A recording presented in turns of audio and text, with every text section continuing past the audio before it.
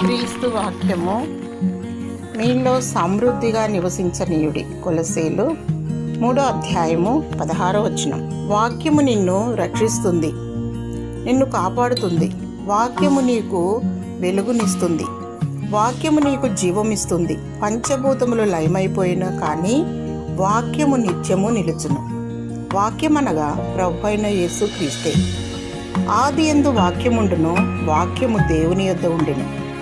ఆయన ఆది యందు దేవుని యొద్ద ఉండెను. ఆయన మూలముగా సమస్తము కలిగెను.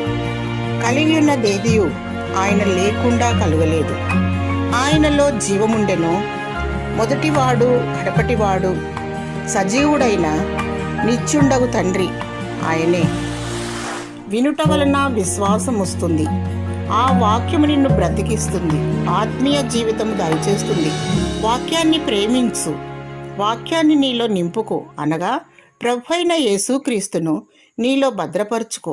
వాక్యాన్ని ధ్యానించు, దేవుడిని మహిమపరచు, దేవుడు నీకు జయమిచ్చును.